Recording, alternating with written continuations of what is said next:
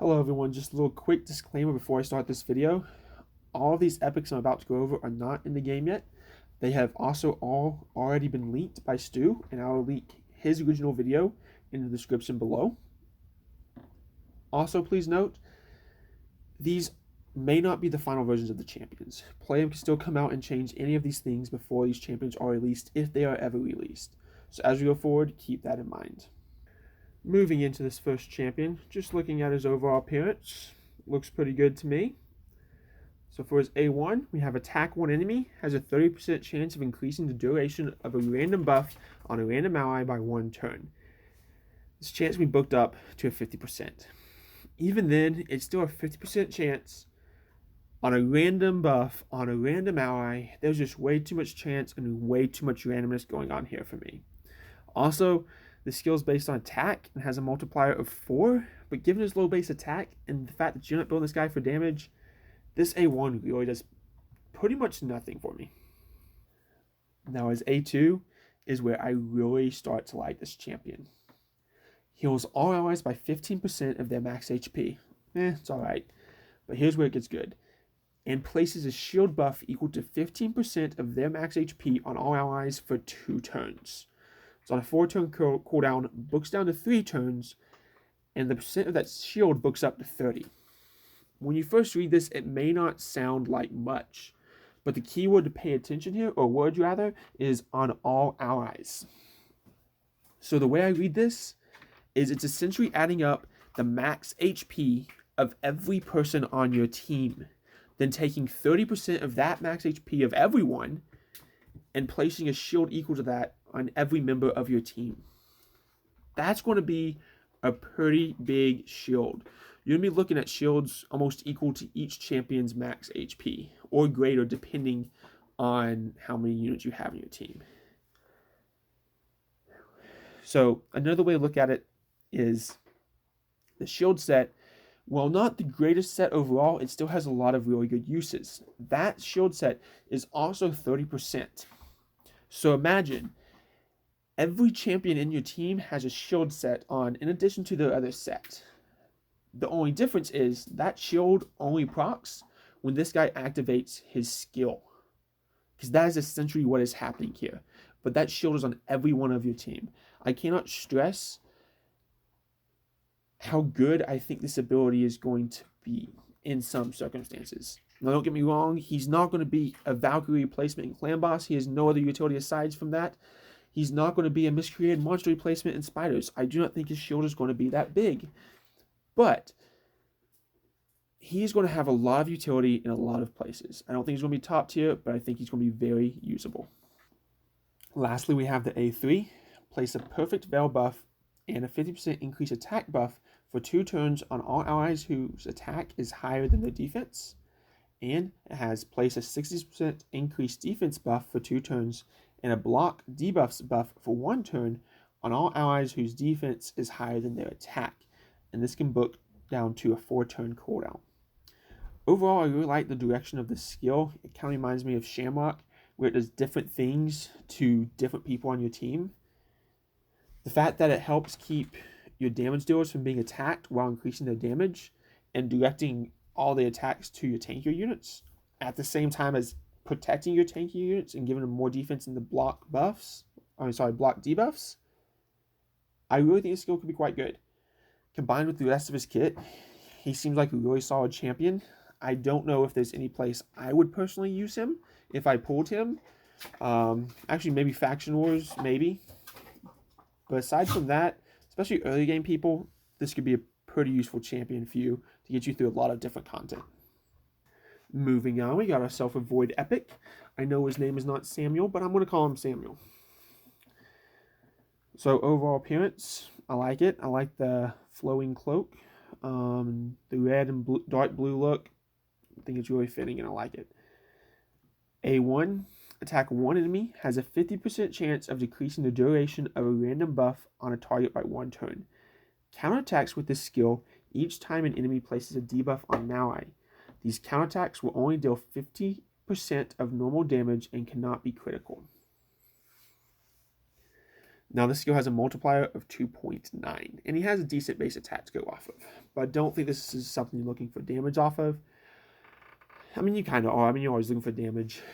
But I think it's more so just him always getting those counterattacks.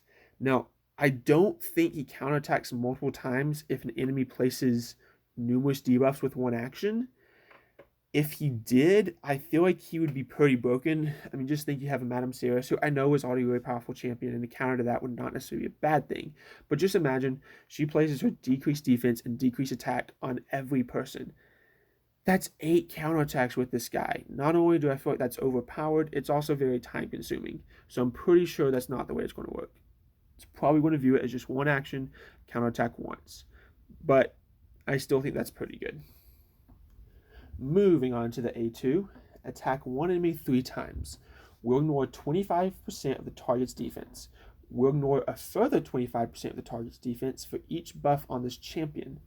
Place a True Fear debuff on all enemies for 1 turn if this attack kills an enemy.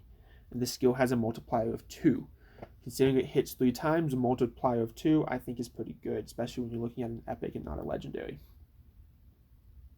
The one thing I do find interesting is that nowhere in this champion's kit does he place buffs on himself. So you're going to need to get that from other champions.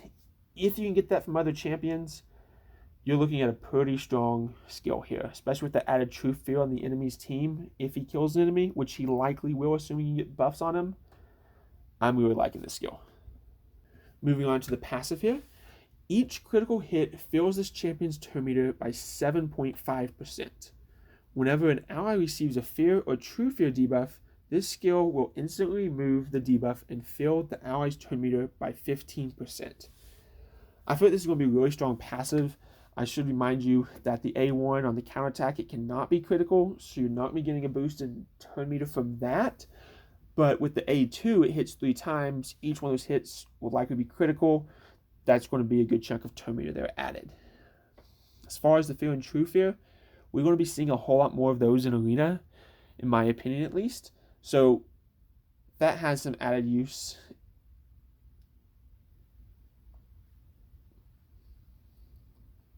And overall, I think it's going to be a really solid passive. And to note, he does have an aura of increased crit rate in all battles by 20%. Not really going to be used that much, but it's something to him. Overall, I think this guy's a pretty solid champion. I don't know if he's going to be seeing a ton of arena play in Platinum or anything like that. He may as like a sub when you're attacking other teams, depending on who you're facing. And I think he's going to be seeing a decent amount of gold, and especially in lower areas like that, if someone pulls him. I don't know how much he's going to be seen outside of Arena.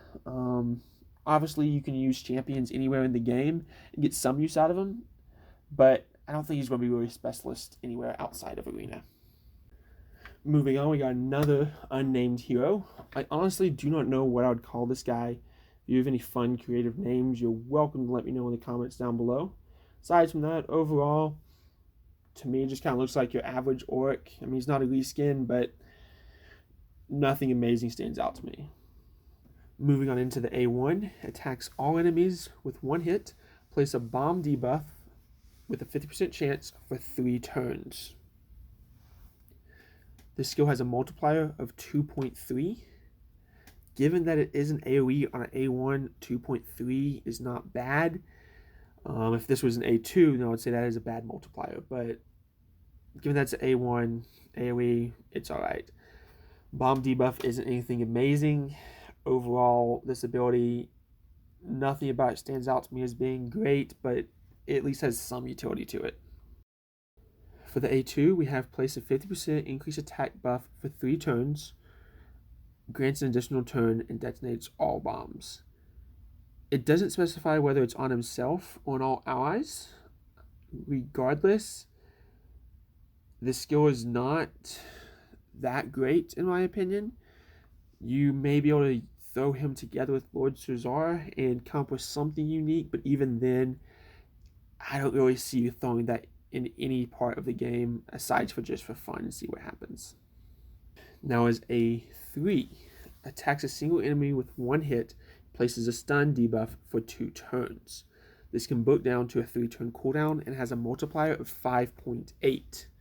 The interesting thing to note is when you look at the debuff section down below, it also has block buffs and block cooldown skills, but that is not mentioned up above.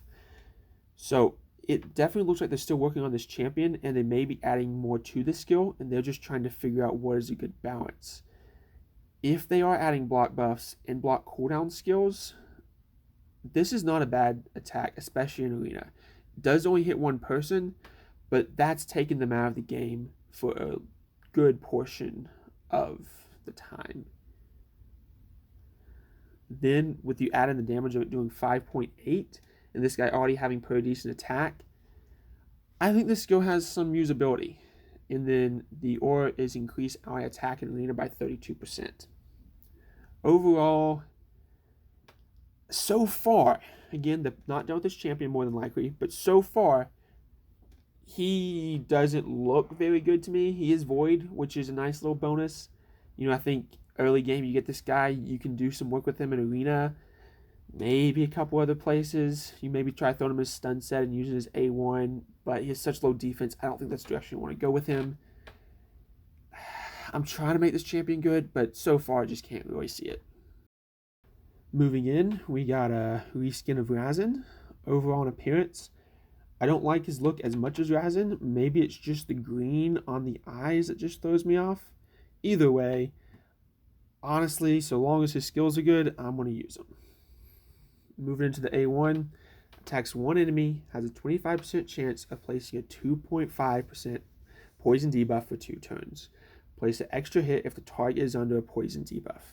The skill is based off defense and has a multiplier of 2.5. Now, if this was the big version of poison, then we'd be talking, and this would be a pretty good skill. But considering it's the smaller version of poison, you can use it, but it's not going to be seeing any play in late game clan boss, that's for sure. For the A2, we have attacks all enemies, has a 50% chance of placing a provoke debuff for 1 turn if the target is under a poison debuff. Places a counterattack buff on this champion for 2 turns. This has a multiplier of 3.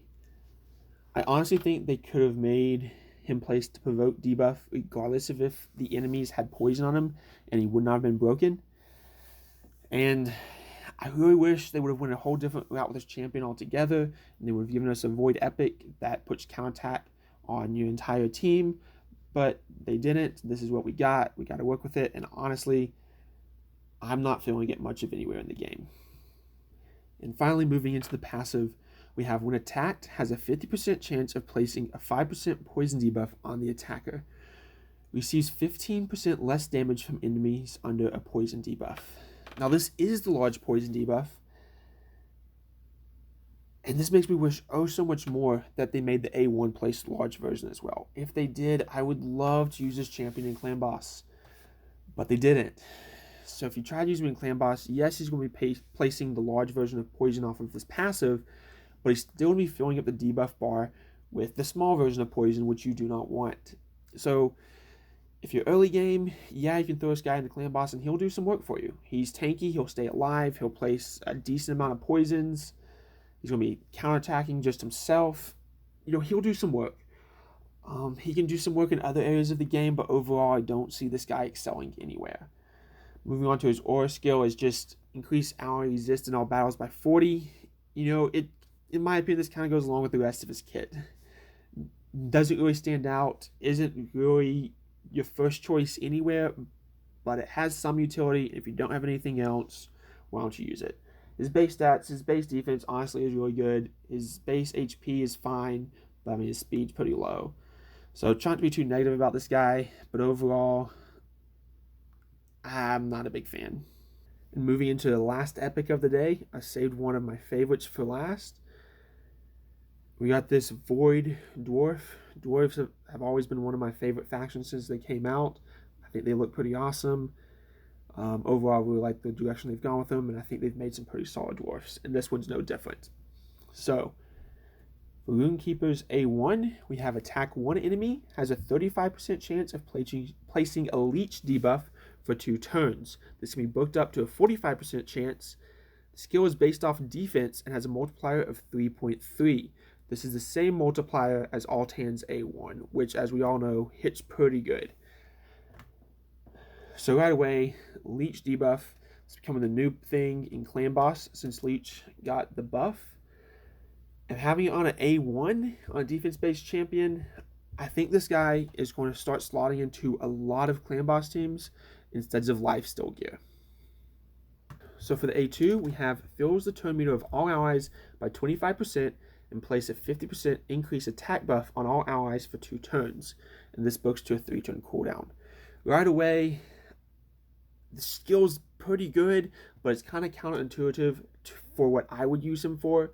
I would be throwing him in a speed 2 Clan Boss team, and on auto, this could throw it off if he is programmed to use this ability in Clan Boss. If not, I am definitely throwing this guy in an auto Clan Boss team. And then outside of Clan Boss, this guy definitely has some other utility. I mean, increasing the turn meter of all allies is always good no matter where you are. Again, of course, except for Clan Boss and Speed Tune. In attack, that's just an added bonus. Lastly, moving into the A3, we have remove all debuffs from all allies, then heals all allies by 25% of this champion's max HP. Place a 15% continuous heal buff for 2 turns on all allies that have a debuff removed. And this can be booked down to a 4-turn cooldown.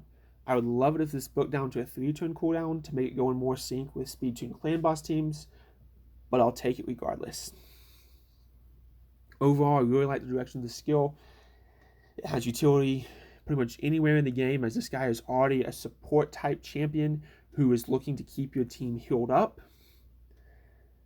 He's going to be extra useful in the later rounds of Clan Boss when that Leech is no longer doing enough to fully heal your team. These continuous heal buffs are going to come in and top your champions right off. I also like the fact that he heals off of his HP and not the target allies. That's almost always a little bit better. And the aura skill I should mention is increase ally attack in all battles by 25%. I really wish this was defense or even HP. I feel like defense would make a whole lot more sense, but then again, it does kind of go with his A2, as his kit does seem to be a bit of everywhere of, increased turn meter, healing, increased attack. So yeah, overall, no complaints. I really like this guy. I really want to get this guy and try him in one of my Clan Boss teams, just to see what he can do.